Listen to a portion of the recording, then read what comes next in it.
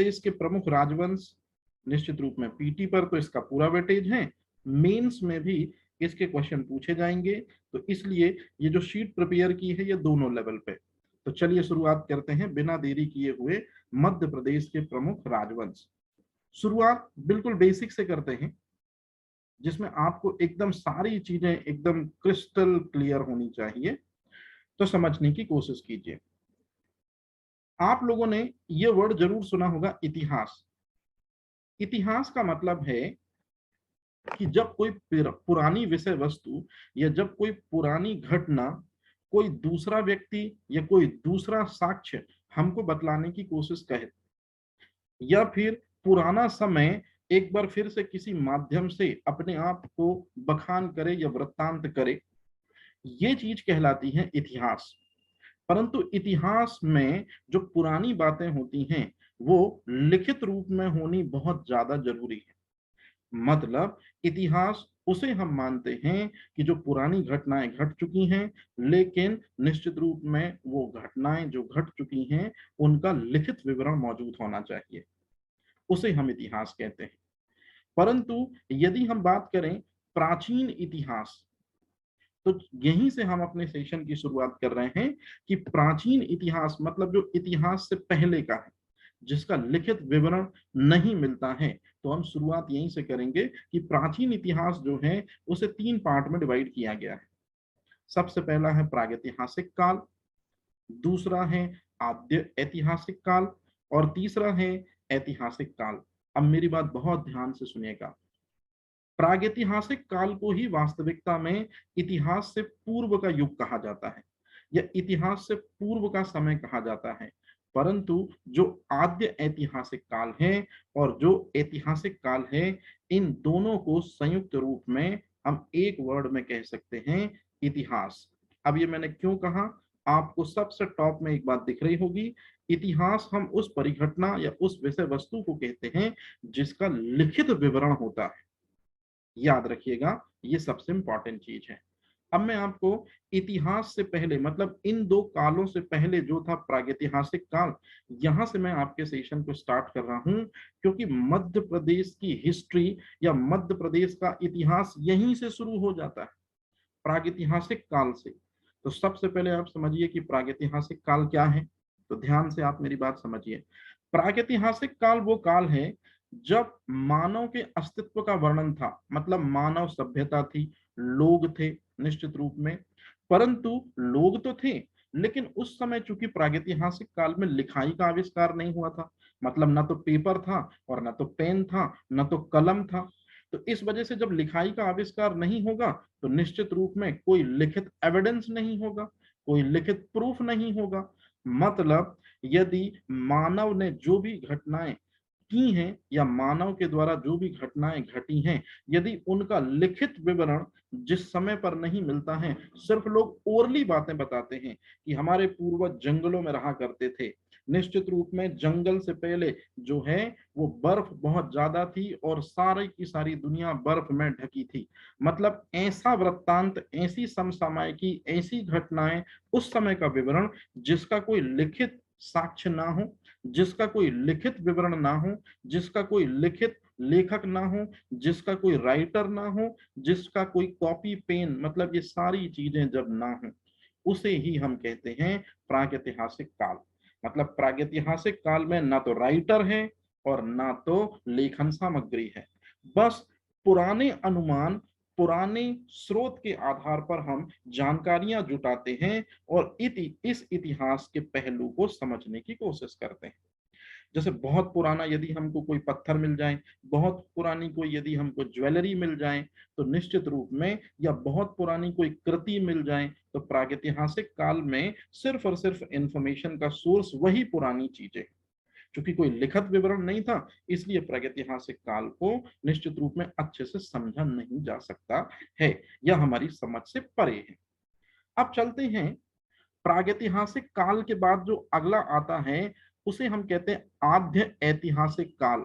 वास्तविकता में इतिहास की शुरुआत यहां से हो जाती है, लेकिन ये है वो इतिहास जिसे आप जानते हैं, या वर्तमान समय में इतिहास के जिस पहलू से हम बहुत अच्छे से रूबरू हैं वो ऐतिहासिक काल है। या वो ऐतिहासिक काल का इतिहास है। कैसे? अब मेरी बात ध्यान से समझिएगा। आद्य ऐतिहासिक काल हम उसे कहते हैं जिस समय पे लिखाई का आविष्कार हो चुका था, मतलब पेन था, पेपर भी था, लोग भी थे। निश्चित रूप में यदि लोग होंगे, राइटर होंगे, तो वो लिखित में चीजों को लिखेंगे, वृत्तांत लिखेंगे उस समय का। परंतु जब उस समय का कोई कागज, उस समय की कोई कृति हमारे पास आती है, तो आज की इंटेलिजेंट सिविलाइजेशन या आज के लोग यदि उस चीज को ना पढ़ पाए, ना समझ पाए, जैसे सिंधु घाटी सभ्यता निश्चित रूप में नदियों के किनारे पनपी वो सभ्यता है जिसमें निश्चित रूप में हम लोग आगे बढ़े।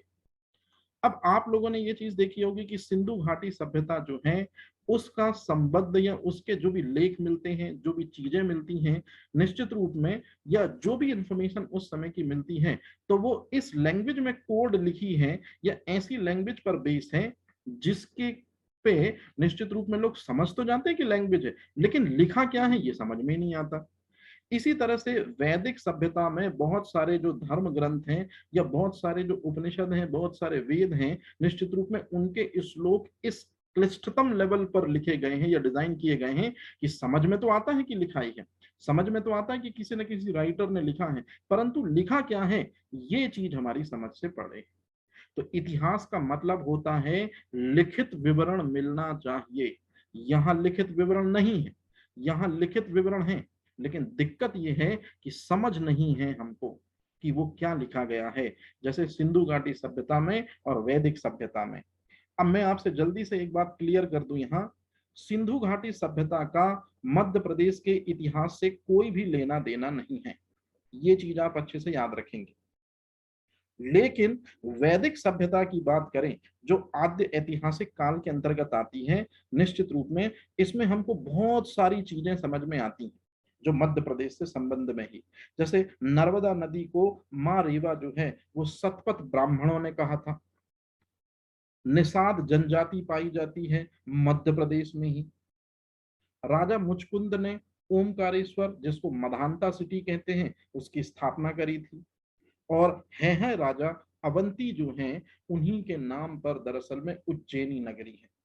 तो कहने का सीधा सा मतलब है कि वैदिक सभ्यता में ये जो 4 पॉइंट हैं, ये 4 पॉइंट किसी तरह से अनुमान के आधार पर हम दरअसल में कह पा रहे हैं, लिखित साक्ष्यों के आधार पर ये चीज बोलने में निश्चित रूप में हम पीछे हैं।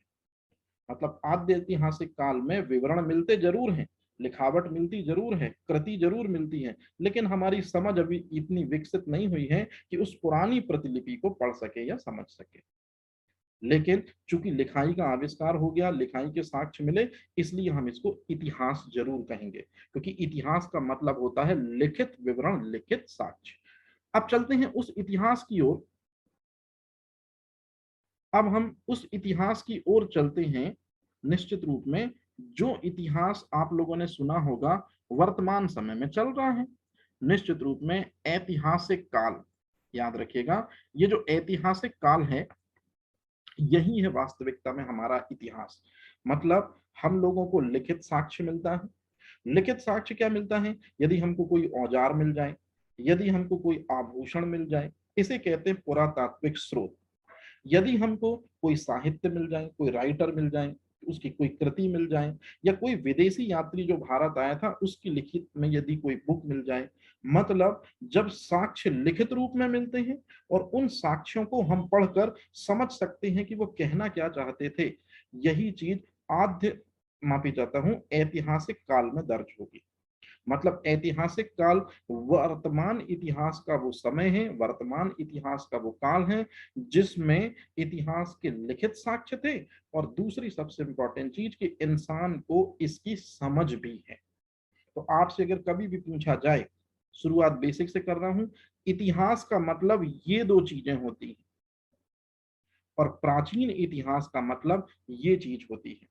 मतलब यहाँ लिखित साक्ष्य नहीं है, इंसानी समझ नहीं है। यहाँ लिखित साक्ष्य है लेकिन इंसानी समझ नहीं। यहाँ लिखित साक्ष्य है, याद रखिएगा, और इंसानी समझ भी है। तो ये हुआ बेसिक। अब चलते हैं आगे की ओर जो बहुत महत्वपूर्ण है। अगर मैं आपसे पूछूं कि प्रागैतिहासिक काल क्या कहलाता है, तब आप मुझे सीधा सीधा यही जवाब देंगे कि सर प्रागैतिहासिक का मतलब है इतिहास से पूर्व का समय। और इतिहास किसे कहते हैं? जब लिखित साक्ष्य मिले, तो निश्चित रूप में लिखित साक्ष्य को इतिहास कहते हैं, और इससे पूर्व का समय ही प्रागैतिहासिक काल कहलाता है। तो मेरी बात ध्यान से सुनिएगा, जब इतिहास लिखा नहीं गया था किसी व्यक्ति विशेष के द्वारा, जब चीजें हमको सिर्फ और सिर्फ मिल रही थी, तो तभी से मध्य प्रदेश के इतिहास की शुरुआत हो जाती है। मतलब मध्य प्रदेश का इतिहास जो है वो प्रागैतिहासिक काल से शुरू हो जाता है। अब प्रागैतिहासिक काल को यदि आपको समझना है, तो आपको प्रागैतिहासिक काल का डिवीजन समझना होगा, क्योंकि तभी तो आप मध्य प्रदेश का इतिहास समझ सकते हैं। तो मध्य प्रदेश का इतिहास समझने के लिए प्रागैतिहासिक काल के दो पार्ट को आपको समझना होगा कि प्रागैतिहासिक काल divide into two phases. The first one is पाषाण काल और दूसरा है ताम्र पाषाण काल। ये तो बिल्कुल सिंपल सी चीज हो गई।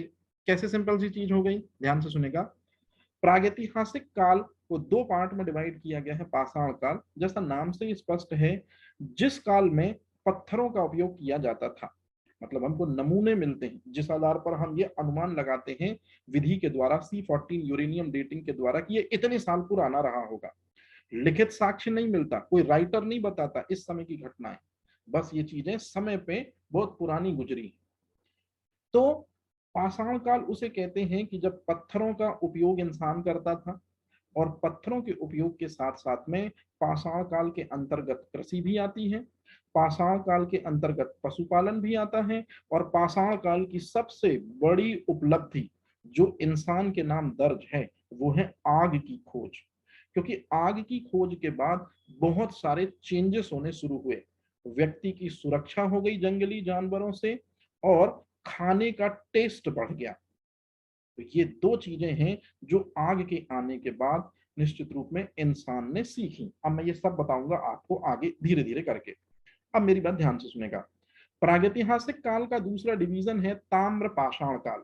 ताम्र पाषाण काल का मतलब होता है तांबे का उपयोग करना। लेकिन मुद्दे की चीज याद रखिएगा, पाषाण काल में जिस पत्थर को ज्यादा तवज्जो दी जाती थी, अब लोगों ने पत्थर का उपयोग बंद नहीं किया, कम कर दिया, और उसकी जगह अब वो तांबे का उपयोग करते हैं। और आपको भी शायद ये चीज जानकर हैरानी होगी, या आप लोगों ने जाना होगा ये पॉइंट, तो फिर आसान हो जाएंगी चीजें। अगर मैं आपसे पूछूं कि बताइए सबसे पहली वो कौन सी धातु है जिसको इंसानों ने खोजा था, तो निश्चित रूप में आप उस धातु का नाम क्या बताएंगे कि वो धातु क्या है बेटा जी? कॉपर। तो सबसे पहली खोजी गई धातु कौन सी है? कॉपर है। अच्छा, अब प्रागैतिहासिक काल जो है उसमें सबसे पहला है पाषाण काल, मतलब जिस काल में पत्थरों का उपयोग किया जा रहा था। इसको भी हम डिवाइड करते हैं तो हमको पता चलेगा कि मध्य प्रदेश की हिस्ट्री कहां कहां से टच हो रही है। तो पाषाण काल को भी तीन पार्ट में डिवाइड किया गया है। पहला है पुरा पाषाण काल, दूसरा है मध्य पाषाण काल, और तीसरा है नव पाषाण काल। अब मेरी बात बहुत ध्यान से सुनिएगा, मैं बहुत इंपॉर्टेंट चीज की तरफ आपको ले जा रहा हूं। आग की जो खोज है ये वास्तविकता में पाषाण काल के अंतर्गत पुरा पाषाण काल में हुई है। माफी चाहता हूं, मैंने खोज बोला, दरअसल में खोज सही वर्ड है कि आविष्कार सही वर्ड है? क्या आप मुझे बता सकते हैं कोई भी कि आग की खोज सही वर्ड है कि आग का आविष्कार? तो जो चीज संसार में पहले से मौजूद है, यदि आप उसके बारे में जानकारी हासिल करते हैं, तो ये चीज कहलाती है खोज। आग पहले से है, इंसान ने आग के बारे में पता लगाया। लेकिन यदि कोई बिल्कुल न्यूली फ्रेश चीज आ जाए जो उससे पहले अस्तित्व में नहीं थी, जैसे टीवी, फ्रिज, कूलर, पंखा, कोई टेक्नोलॉजी, तो फिर उसे हम आविष्कार की संज्ञा देते हैं। तो याद रखिएगा, आग की खोज पुरा पाषाण काल की विषय वस्तु है, जबकि मध्य पाषाण काल की सबसे महत्वपूर्ण विषय वस्तु आप सामने स्क्रीन पर देख रहे हैं, और यही पीटी के आपके क्वेश्चन है। भीम बैठका, ये गुफाएं जो हैं ये भोपाल के पास एक जगह है रायसेन, रायसेन में एक जगह है अब्दुल्लागंज, उसके अंतर्गत ये आती हैं। आदि मानव के द्वारा उकेरी गई कलाकृतियां हैं, आदि मानव के द्वारा बनाए गए शैल चित्र हैं, आदि मानव के द्वारा बनाई गई वो गुफाएं हैं जिनके अंदर रहकर निश्चित रूप में व्यक्ति कलाकारी करता था। तो याद रखिएगा, मध्य पाषाण काल जो है ये कला को समर्पित है। कला मतलब यहाँ पर चित्रकारी को समर्पित है, क्योंकि भीमबेटका जो है उनकी गुफाओं में हमको चित्र जो है आदि मानव के द्वारा बनाए गए देखने को मिलते हैं। तो पहला तो आपके लिए बेसिक क्वेश्चन ये है कि भीमबेटका जो है निश्चित रूप में ये कहाँ पर है, रायसेन अब्दुल्लागढ़। आदमगढ़ की गुफाएं निश्चित रूप में इनके बारे में भी आप जानते होंगे, या आदमगढ़ के बारे में भी आप जानते होंगे, इनको भी मैं बताऊंगा। परंतु आदमगढ़ का संबंध जो है वो होशंगाबाद से है। तो आपके लिए दो क्वेश्चन कि मध्य पाषाण काल से कौन सी चीज जुड़ी हुई है। याद रखिएगा, भीमबेटका और आदमगढ़। हालांकि कई इतिहासकार भीमबेटका को पूरा पाषाण काल में दर्ज कराते हैं, लेकिन यदि परसेंटेज में मैं बात करूं तो सिर्फ 20% इतिहासकार भीमबेटका को पूरा पाषाण काल में दर्ज कराएंगे। बाकी 80% इतिहासकार भीमबेटका को मध्य पाषाण काल की विषय वस्तु बतलाएंगे। नव पाषाण काल की सबसे बड़ी उपलब्धि थी कृषि। इंसान ने कृषि करना सीखा, और कृषि करने से ही इंसान एक पर्टिकुलर जगह पर ठहरने लगा, उसे सोचने का ज्यादा टाइम मिला। कृषि करेगा मानव तो निश्चित रूप में पशुओं को परमानेंट पालेगा। तो पशुपालन की नींव भी नवपाषाण काल से बेहतर हो गई। मैं ये नहीं कहूंगा कि पशुपालन की नींव यहां से हुई, कृषि के साथ में पशुपालन जरूरी है, तो इंसान ने ये चीज भी करनी शुरू की। और चूंकि कृषि के कारण कृषि 4 महीने करने के बाद उसे सोचने का 8 महीने टाइम मिला, तो इस दौरान मानव सभ्यता की एक ऐसी चीज का आविष्कार उसने किया जिसने इंसानी सभ्यता को दुनिया की सभ्यताओं से जुड़ने का मौका दिया, मतलब पहिए का आविष्कार। क्योंकि पहिए की खोज से, माफी चाहता हूं, पहिए की खोज नहीं होगी यहाँ, पहिए का हमें आविष्कार बोलना होगा। पहिए के आविष्कार से एक जगह से दूसरी जगह तक इंसान जाने लगा। निश्चित रूप में जाने लगा तो ज्यादा से ज्यादा चीजों को देखकर बेहतर समझ होने लगी। तो ये है दरअसल में पाषाण काल का डिवीजन। अब एक एक करके समझने की कोशिश करते हैं कि क्या है दरअसल में पाषाण काल, और क्या है पाषाण काल के अंतर्गत ये 3 डिवीजन। तो सबसे पहले हम बात करते हैं कि पाषाण काल वो समय है जब इंसान जो है गुफाओं में रहता है, कंदराओं में रहता है, लेकिन धीरे धीरे धीरे धीरे इंसान जो है वो गुफाओं और कंदराओं से बाहर आने लगा, जंगलों में रहने लगा। और जंगलों में रहने के बाद जब उसे लगा कि निश्चित रूप में हमें अपना परिवार बनाना चाहिए, निश्चित रूप में हमें अपनी चीजों को आगे बढ़ाना चाहिए, तो नदियों के किनारे सिविलाइजेशन स्टार्ट करी उसने। अब मेरी बात ध्यान से सुनेगा, नर्मदा घाटी 16 जिलों से नर्मदा गुजरती है। तो जिन 16 जिलों से नर्मदा गुजरती है, नर्मदा के किनारे जो जगहें होंगी वही तो नर्मदा घाटियां कहलाएंगी। चंबल घाटी मतलब चंबल नदी जहां से बहती है उसके आसपास के क्षेत्र, बेतवा घाटी और सोनार घाटी।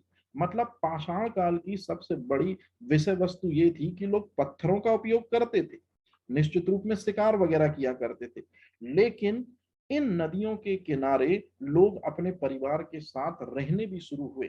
मतलब एक कल्चरल एक्टिविटी की शुरुआत हुई, एक सभ्यता पनपनी शुरू हुई नदियों के किनारे। तो याद रखिएगा, पाषाण काल से ही दरअसल में नदी घाटी सभ्यताएं या परंपराएं संचालित होनी स्टार्ट हुई। अब आता है सबसे महत्वपूर्ण बात, जिसके बारे में आप ऑलरेडी जानते भी हैं, मैं आपको थोड़ी जल्दी से चीजें क्लियर करा दूं।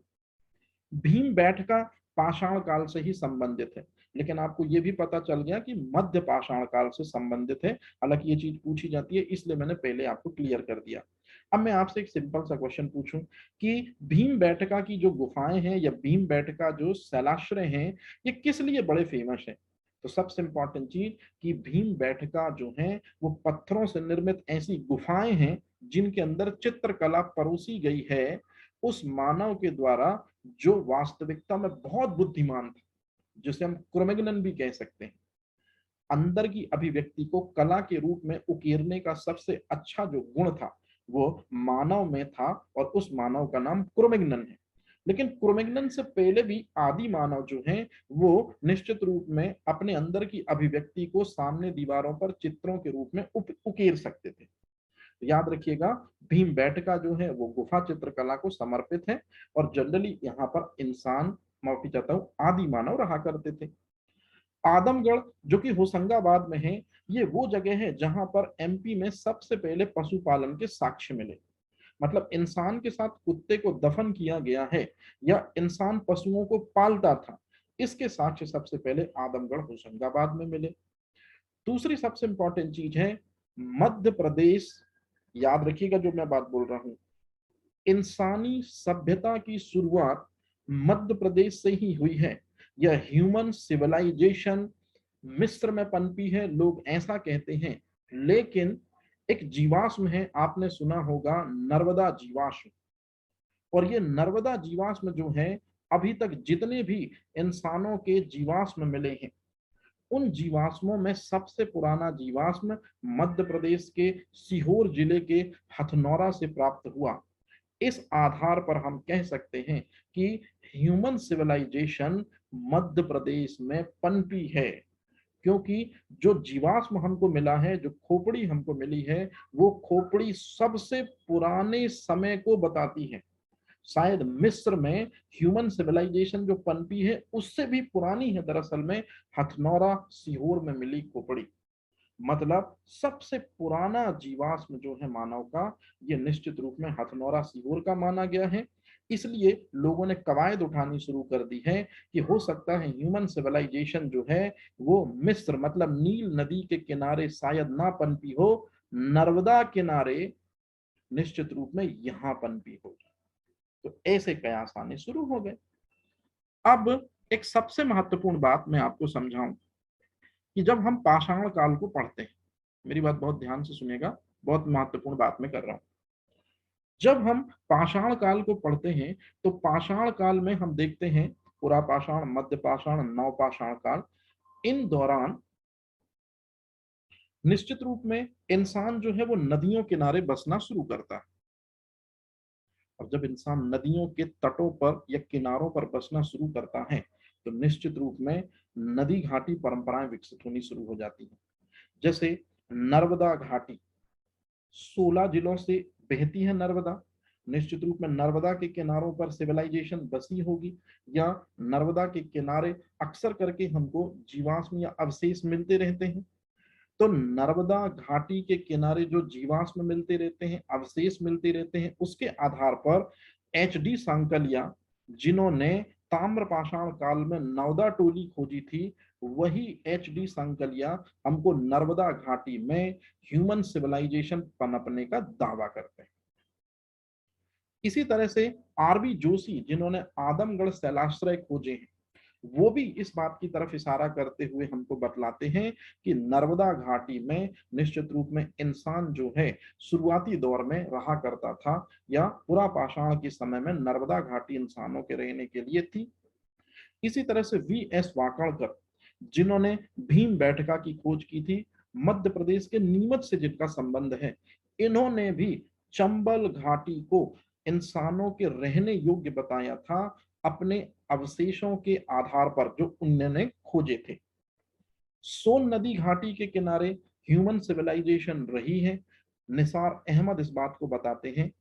और बीबी लाल हमको बताते हैं कि ग्वालियर नदी घाटी जो है, निश्चित रूप में यहाँ ह्यूमन सिविलाइजेशन के बहुत से साक्ष्य मिलते हैं।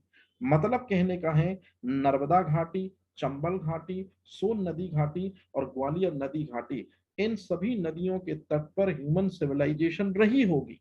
ये बातें हमको संबंधित जो व्यक्ति हैं वो बताते हैं, और जब संबंधित व्यक्ति टाइम पीरियड निकाल के बताते हैं तो हम सीधे सीधे पहुंच जाते हैं पाषाण काल की ओर, कि पाषाण काल में ये नदियों की घाटियां इंसानों के रहने के लिए जीवन का माध्यम रही हैं।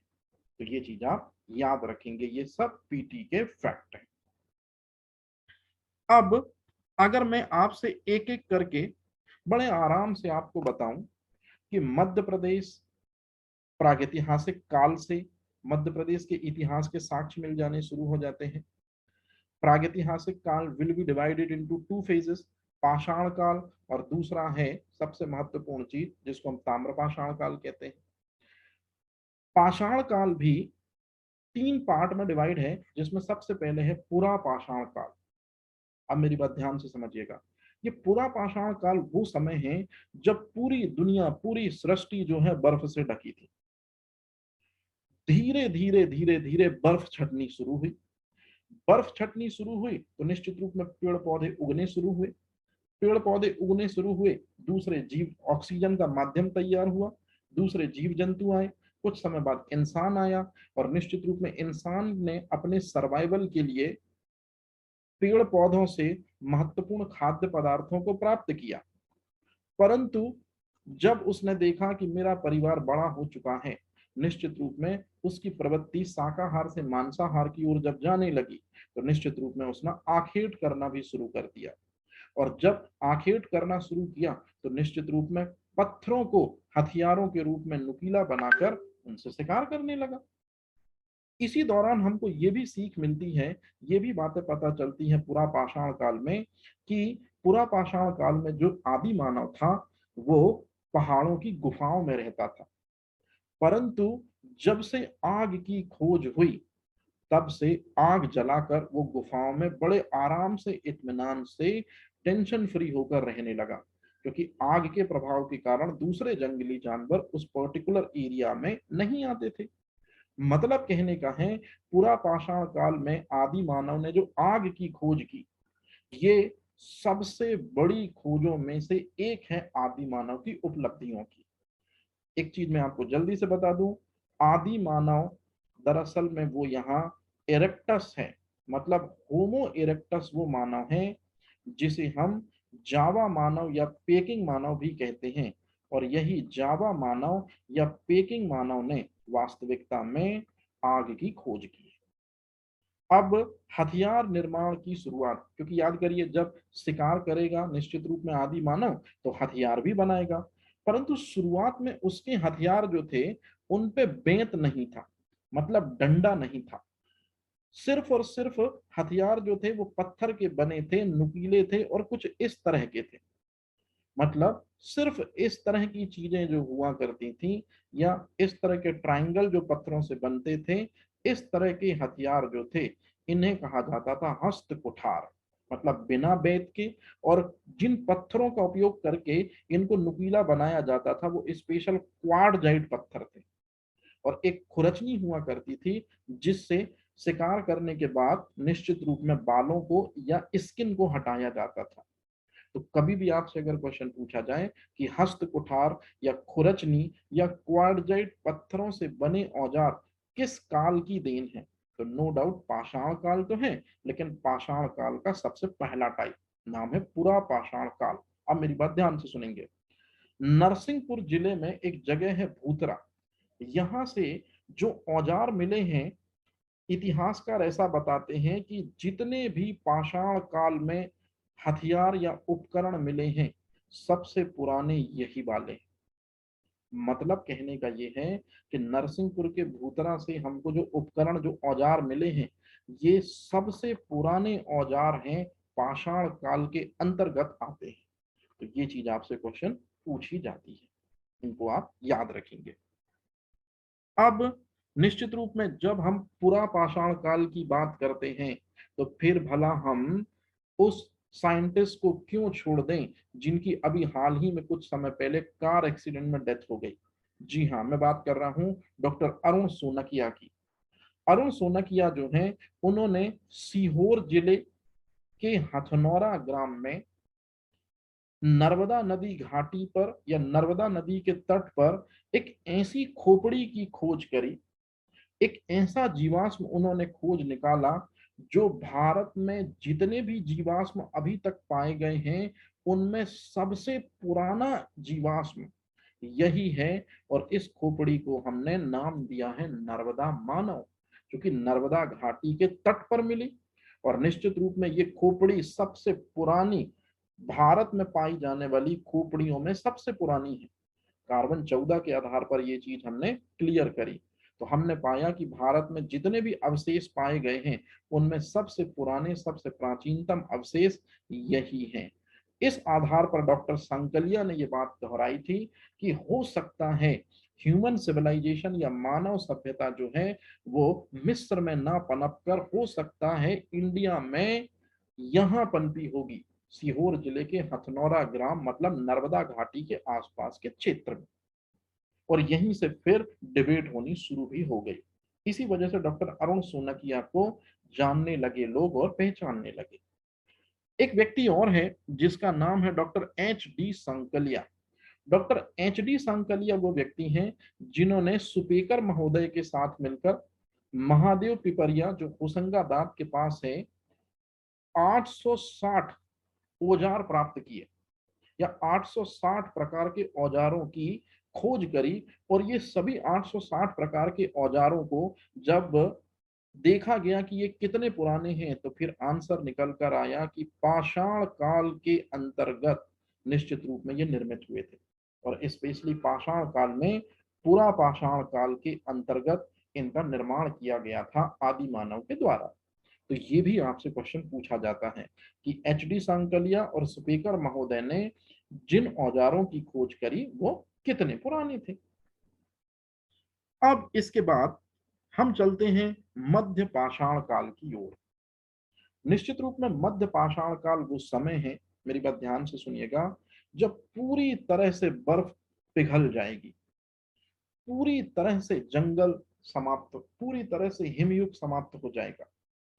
पूरा पाषाण काल में बर्फ जो है पूरी तरह से नहीं पिघली, कुछ जंगल दिखाई दे रहे हैं और उन्हीं जंगलों में निश्चित रूप में आदि मानव पेड़ पौधों से भी ले रहा है आश्रय और फिर शिकार के रूप में भी जानवरों को मारकर अपने लाइफ को आगे बढ़ाता है। लेकिन मध्य पाषाण काल में जब बर्फ पूरी तरह से पिघल जाएगी, हिमयुग पूरी तरह से समाप्त हो जाएगा, सिर्फ जंगल ही जंगल दिखेंगे बस। तो दो सबसे प्रमुख घटनाएं होंगी मध्य पाषाण काल की। सबसे पहली घटना यह होगी कि आदि मानव पत्थरों के औजारों को बेहतर करेगा, उनसे बड़े बड़े जानवरों का शिकार करेगा। पत्थरों के औजार से नुकीलापन काफी कम समय में यदि समाप्त हो जाता है और ये चीज नोटिस की जाएगी आदि मानव के द्वारा, तो फिर पत्थरों की जगह हड्डियों को दरअसल में आधार बनाया जाएगा। मतलब पत्थरों और की जगह अब हड्डियों को नुकीला बनाकर उनको शिकार में यूज किया जाएगा। और कई बार हम ये भी पढ़ते हैं कि मध्य पाषाण काल के अंत अंत तक तीर कमान का भी आविष्कार हो चुका है। तो मध्य पाषाण काल की ये सबसे महत्वपूर्ण उपलब्धि है या अचीवमेंट है। परंतु मध्य पाषाण काल में ही बड़े जानवरों का तो हम आखेट करते हैं, मतलब आदि मानव, परंतु जो छोटे जानवर हैं जैसे कुत्ता और जलीय जीव हैं जैसे मछली, इनको अपना पालतू बनाने की शुरुआत की गई। मतलब छोटे जानवर जैसे कुत्ते और मछलियों को पालना शुरू किया गया आदि मानव के द्वारा। लेकिन अभी भी कुछ लोग जो हैं आदि मानव वो पहाड़ी पर ही रह रहे हैं, पहाड़ों पर रह रहे हैं और निश्चित रूप में आग जलाकर रह रहे हैं। मतलब जो मेन चीज निकल के आती है कि मध्य पाषाण काल में पशुपालन प्रवृत्ति स्टार्ट हो जाती है और कुत्ते के अवशेष भी हमको मिलते हैं निश्चित रूप में, और मछली पालने के बारे में भी हमको इंफॉर्मेशन मिलती है। अब चूंकि पाषाण काल प्रागैतिहासिक काल के अंतर्गत आता है तो हमको इंफॉर्मेशन मिलती है लेकिन लिखित साक्ष्य नहीं मिलता, या लिखित साक्ष्य मिलता भी है तो वो हमारे समझ में ही नहीं आता है। तो ये सबसे इंपॉर्टेंट चीज है। तो अगर आपसे कभी पूछा जाए कि पशुपालन के साक्ष्य जो हैं सबसे पहले कहाँ से मिले हैं, तो मध्य प्रदेश के आदमगढ़ मतलब होशंगाबाद से पशुपालन के साक्ष्य मिले हैं। और इसी समय पर ये भीम बैठका की जो गुफाएं हैं ये भी इसी समय की हैं। मतलब जिस समय पे मध्य पाषाण काल में ये दो घटनाएं चल रही हैं उसी समय पर आदि मानव जो है वो भीम बैठका में चित्रों को या शैलाश्रयों को बना रहा है। अब इसके बाद उत्तर पाषाण काल, एक ऐसा, कई लोग इसको उत्तर पाषाण काल को दरअसल में नव पाषाण काल ही मानते हैं, लेकिन कुछ लोग इसको भी सेपरेट रखते हैं कि नहीं नहीं उत्तर पाषाण अलग है और नव पाषाण अलग है, बस एक छोटा सा डिफरेंस है। उत्तर पाषाण काल में जो भी हथियार बनेंगे उनका साइज जो है वो बहुत छोटा हो जाएगा। जैसे आदि मानव पत्थरों और लकड़ियों से हथियार बनाता था लेकिन वो हथियार काफी छोटे होते थे साइज में, इसलिए इनको कहते हैं माइक्रोलिथ। या इसी वजह से इसे उत्तर पाषाण काल को लघु पाषाण काल की संज्ञा भी दी जाती है। बस इतनी सी चीज आपने याद रखनी है। अब उससे भी इंपॉर्टेंट चीज जो मेन निकल कर आती है, नवपाषाण काल। निश्चित रूप में जो नवपाषाण काल है, इसकी सबसे बड़ी देन है कृषि।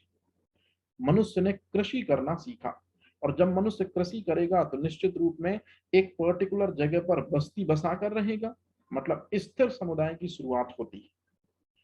उससे भी इंपॉर्टेंट यदि मैं आपसे पूछूं कि जब कृषि करेगा तो सबसे पहला कौन सा अनाज उपजाया इंसान ने, आंसर है जौ, देन गेहूं, देन कपास। जब कृषि करेगा तो पशुपालन को स्थिर करना होगा।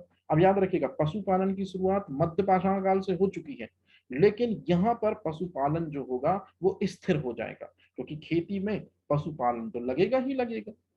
दूसरी चीज, वो चीज जिसने नवपाषाण काल को अंतरराष्ट्रीय स्तर पर नेम और फेम दिलाया, पहिए का आविष्कार। इस वजह से इंसान जो है वो इधर से उधर, उधर से इधर जाने लगा। तो याद रखेंगे, ये सबसे अहम बात में से एक है।